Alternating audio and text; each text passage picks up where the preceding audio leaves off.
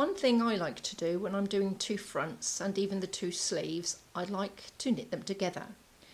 Now this is something you may not even want to consider at this stage until you become more confident in knitting, but I'm going to show you what I do anyway.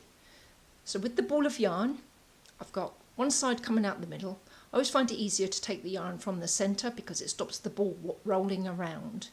But then what I do, if I'm knitting two parts together, I will take the yarn from around the ball, from the outside, so that I'm actually knitting from the inside and from the outside, but I'm knitting both pieces together.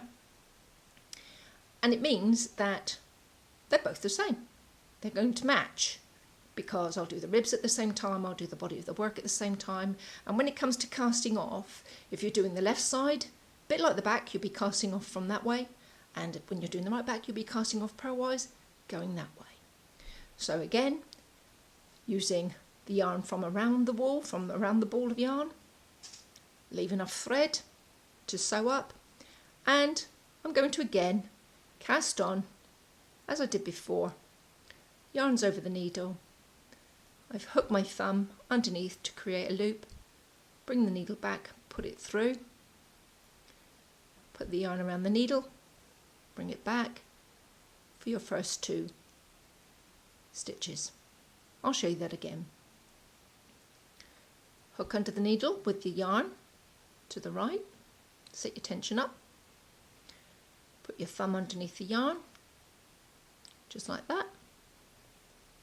Put your needle through the loop that you've created, yarn around the needle, bring it through. That's your first two. And now carry on until you have your 29 stitches.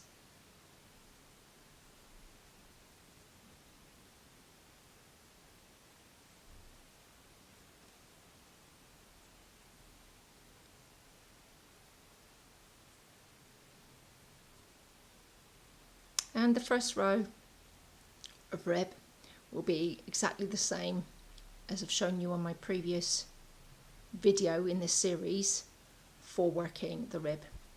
So please refer to that and to the pattern to make sure that you get your ribs right and that they match.